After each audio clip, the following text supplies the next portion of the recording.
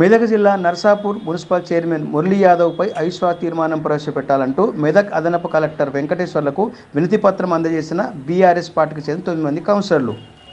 గతంలో సైతం ఫిబ్రవరి 3వ తేదీన అవిశ్వాస తీర్మానం నోటీసు జారీ చేసిన సంగతి విదితమే. ఈసారి ఖచ్చితంగా అధికారులు చర్య తీసుకొని అవిశ్వాస తీర్మానాన్ని ప్రవేశపెట్టాలని 9 మంది కౌన్సిలర్ సభ్యులు కోరారు. బీఆర్ఎస్లో గెలిచి బీజేపీ పార్టీ చేయడంతో బీఆర్ఎస్ పార్టీకి చెందిన కౌన్సిలర్లు అవిశ్వాస తీర్మానాన్ని ప్రవేశపెట్టాలని అధికారులను కోరారు.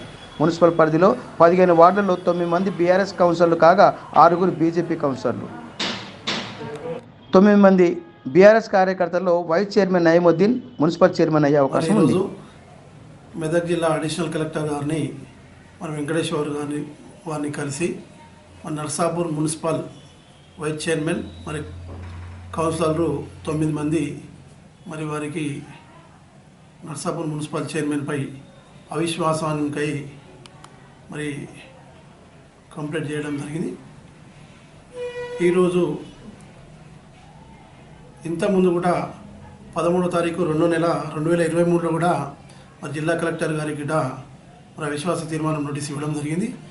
అదేవిధంగా ఈరోజు కూడా అవిశ్వాస తీర్మానంపై నోటీసు ఇవ్వడం జరిగింది.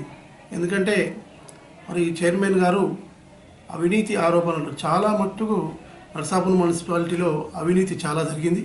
దాని విషయంలో మనం జిల్లా కలెక్టర్ గారికి చాలాసార్లు చెప్పాం. అవినీతిపై కూడా కంప్లైంట్ చేయడం జరిగింది. ఎందుకంటే నర్సాపూర్ మున్సిపాలిటీలో హరితహారం అలాగే మన జనరల్ ఫండ్ కూడా చాలా మట్టుకు అవినీతి జరగడం జరిగింది. అదేవిధంగా తైబజార్ వేయడంలో కానీ పశువుల సంత విధానంలో కానీ ఇక్కడ మన సమర్సబుల్ మోటార్ల విధానం కానీ చాలా మట్టుకు అవినీతి చేయడం జరిగిన మున్సిపల్ చైర్మన్ మురళీ యాదవ్ గారు అదేవిధంగా టీఆర్ఎస్ పార్టీ నుంచి గెలిచి ఒక కౌన్సిలర్గా గెలిచి చైర్మన్గా ఎన్నికైన ఆయన బీజేపీ పార్టీలో చేరడం జరిగింది గత 10 నెలల క్రితం.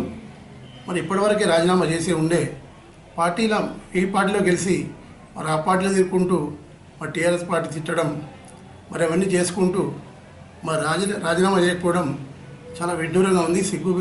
ఈ సిగ్గుమాలిన చర్య. ఎందుకంటే ఒక ఏ పార్టీలో గెలిచినా ఆ పార్టీకి పోయినాక ఎంబడే చాలామంది నాయకులు కూడా ఎవరైనా రాజీనామా చేస్తారు.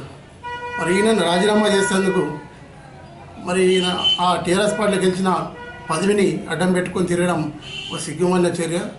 ఆయనను త్వరలోనే జిల్లా అధికారులు కూడా అవినీతిపై విచారణ చేసి తగిన